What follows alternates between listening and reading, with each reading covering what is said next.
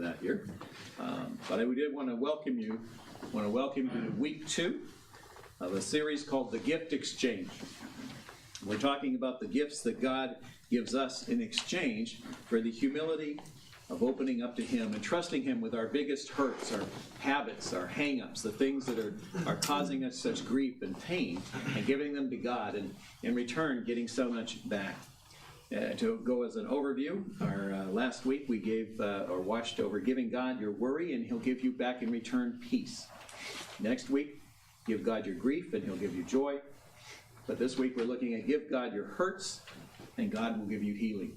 And in all these things, I opened, for instance, with this illustration, but if I were to offer you a $50 bill in exchange for a $1 bill, and I would do that for as many $1 bills as you had, wouldn't you be searching frantically for as many dollar bills in your wallet, in your home, in the sofa, whatever, and be able to make that exchange? What a neat, wonderful opportunity, especially at this time of year. But see, God offers us so much more. So much more. When we give Him our hurts, our pains, our grief, our worries, our concerns, our frustrations, and He gives us back His peace, His comfort, His healing. And what a neat thing that is to pursue.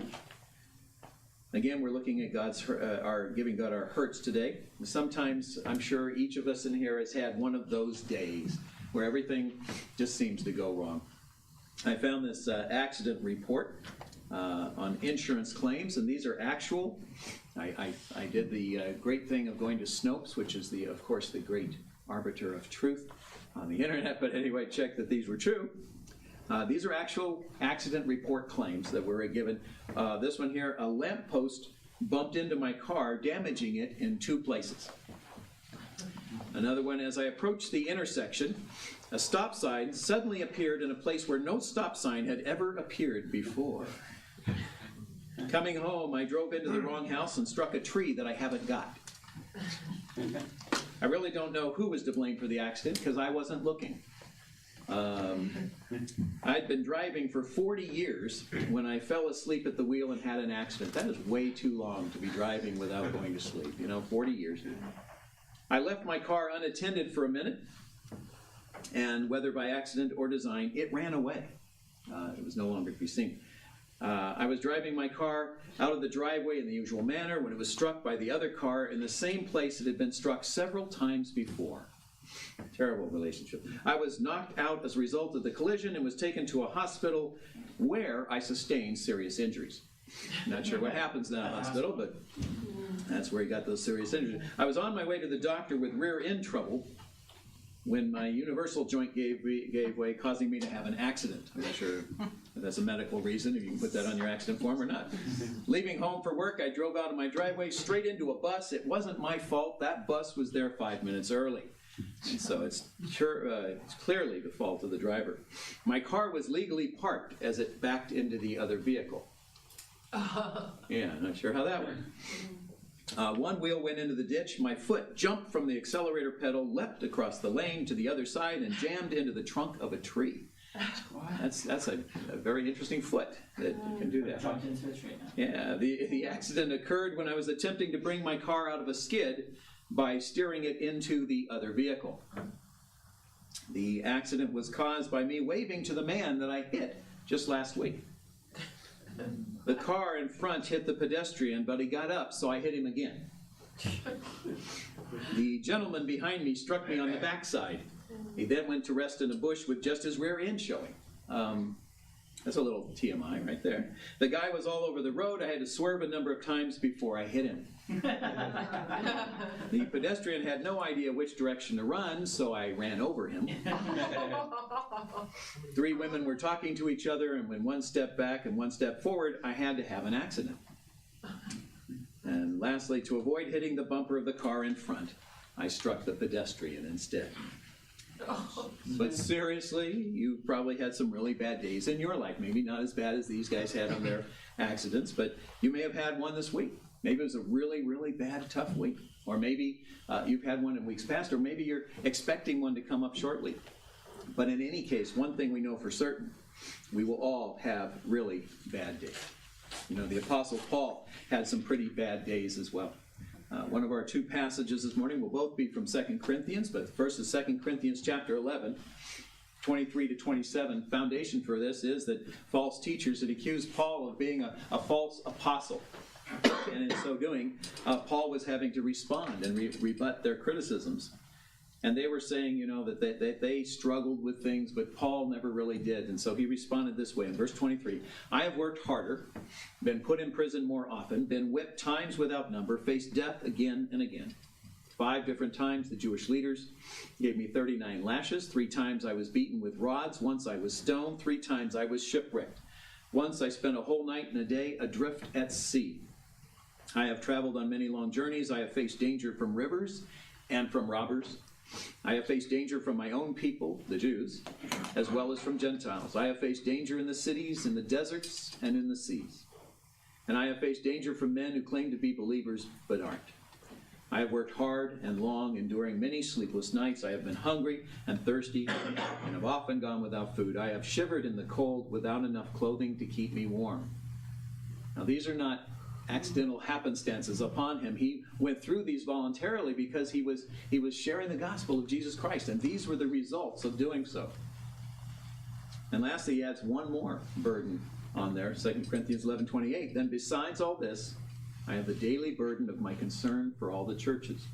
Remember, Paul was one of the greatest church planters that we know, and planted several churches in the area. He'd been to Spain, he'd been to Rome, and planted a lot of churches, and he had a very strong concern for those churches.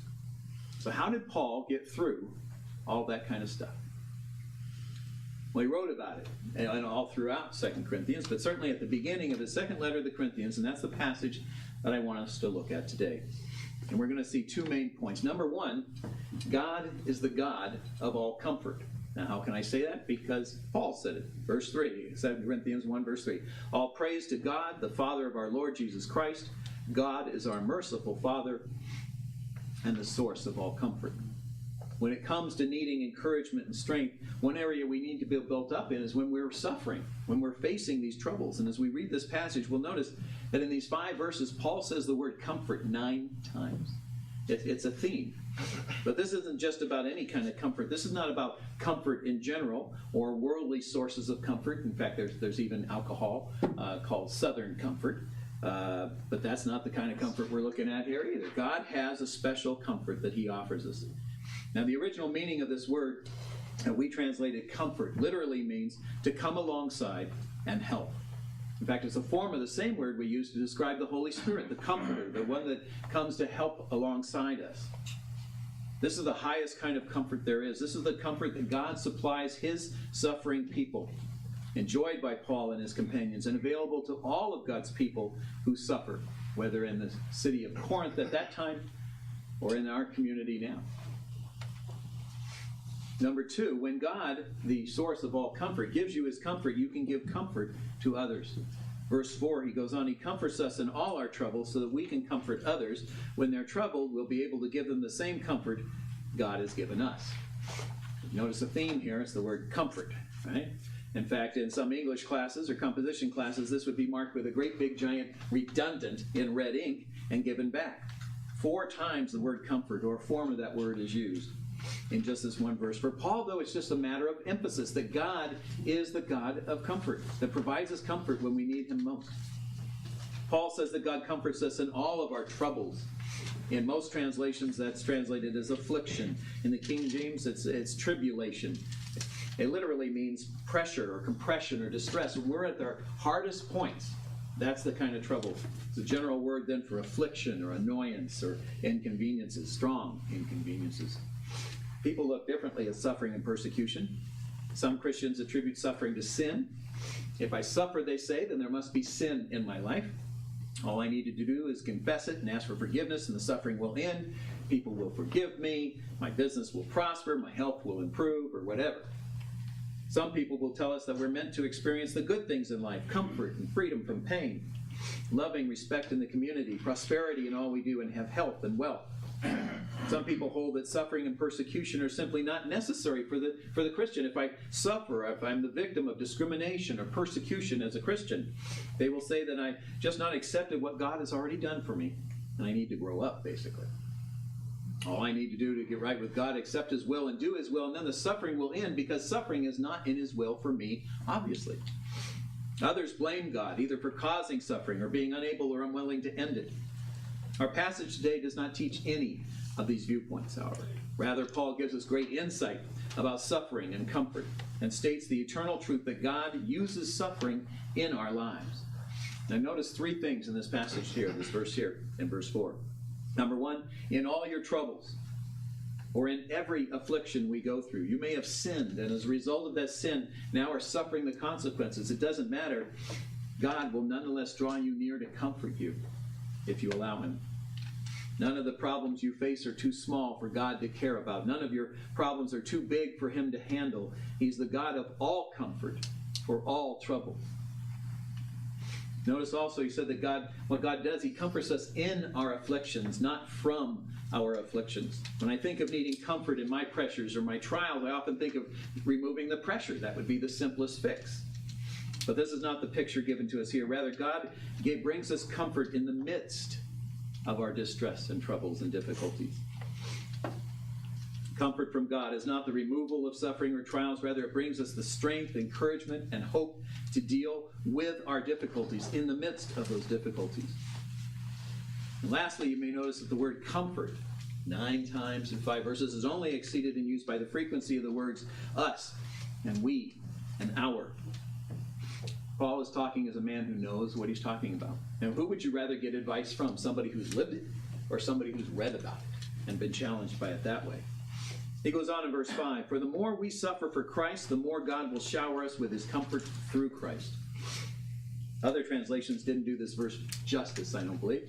In the NIV, it says we share abundantly in the sufferings of Christ. King James, for the sufferings of Christ abound in us. First, there isn't any question that Jesus Christ suffered, obviously. He was persecuted, He was reviled, He was hated, and finally punished by death on the cross. Not only His own body, but His emotions. He was hurt by how people were treating His Father. He was deeply disturbed by how people were mistreating each other. He often wept over the sin that was behind all the injustice and the dishonesty and the corruption and the immorality. He suffered, and that suffering led to His death. But the sufferings of Christ did not stop when He died. That suffering continues in the experiences of His people as they do today. Jesus actually said it would be that way. In John 15:20, He said, if they persecute me, they will also persecute you. The sufferings of Christ do not refer to any suffering Messiah endured on the cross. Rather, they refer to the sufferings that Paul underwent in the context of his ministry.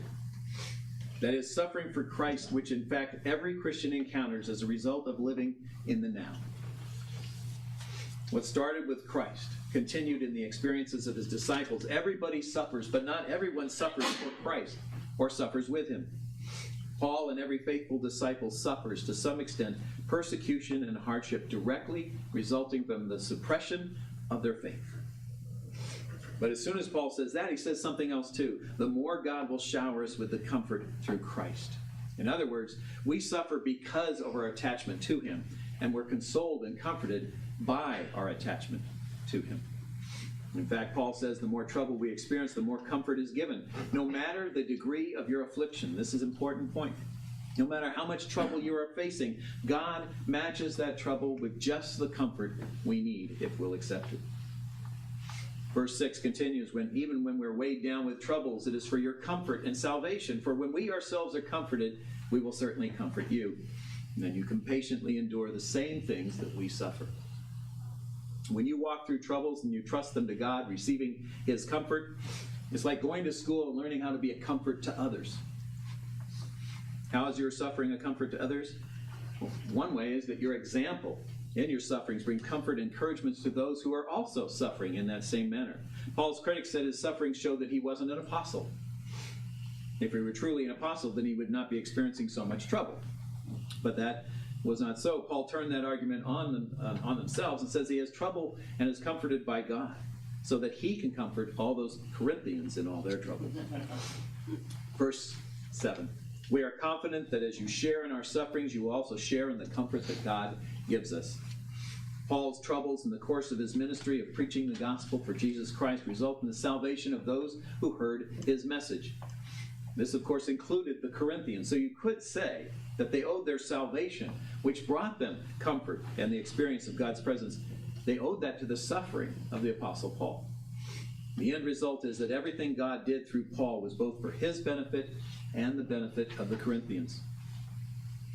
We come to understand the power of God not through the absence of suffering, but actually through the pain of suffering. We do not like this truth. It is not one that we grasp onto gladly and happily, but it is a truth of God nonetheless. We grow in Christ and we grow in faith through our suffering, not by avoiding the suffering. Paul's idea is this: if I must suffer, may I at least help others in their suffering. That attitude is worthy of our imitation here as well.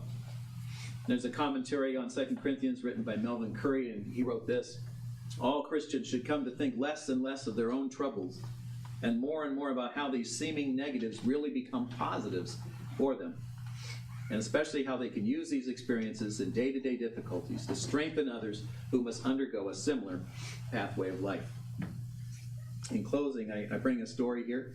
The first list was checked on Snopes. I also checked this one, and there was some minor alterations, but this is the story as it truly happened. In 1976, at the Seattle Special Olympics, there were 6 contestants, all physically or mentally challenged, assembled at the starting line for the 100-yard dash. And at the start of the gun, they started out not exactly in a dash, but all with the desire to run the race to finish and win. Everyone, that is, except one boy who stumbled on the asphalt, tumbled over a couple times and began to cry. A couple of the other runners heard the boy cry, and they slowed down, and they looked back, they turned around, and they went back.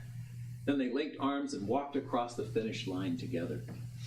Everyone in the stadium stood, and the cheering went on for several minutes. People who were there still telling story. Why? Because deep down we know this one thing. What matters in this life is more than winning for ourselves. What truly matters in this life is helping others to win, even if it means slowing down and changing our course. There's more to living for Christ than just seeing that we finish the race and make it to heaven. If we fail to stop along the way and help someone who has fallen, like we too have fallen, then we have completely misunderstood what it means to be one of Christ's disciples. When troubles come, whatever its nature or source or perceived cause, we need to stop and do 2 things. Number 1, we need to avail ourselves of the comforts of Jesus Christ. Paul promises them, God promises them, and we need to take advantage of them. But second, we need to lift up our head and look around and say, who else, Lord, is suffering as I am suffering? Who else can I assist? I'll be honest. I've not found this obedience to this passage to be an easy thing. When I'm deep in troubles, to look away from my own troubles and my own discomfort, and in order to take note of others who, for God's sake, is equipping me, runs counter to my fixation for fixing myself, the instinctive fixation of myself. That's why I must constantly be reminded that God's comfort is more than adequate to meet my needs, so that He may meet the needs of others through me.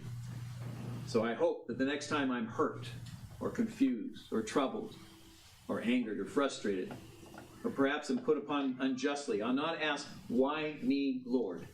But instead, who else? Who else is suffering as I suffer, that I may comfort them, as you have asked me to? And then from the deep reservoir of strength and comfort that God supplies, I'll be able to share of the life-giving, refreshing waters of divine comfort for which others so desperately thirst. Our troubles, all of our anxieties, all the pressures and frustrations, and just hand them to you. And in so doing, you return back instead the gift of healing for those hurts.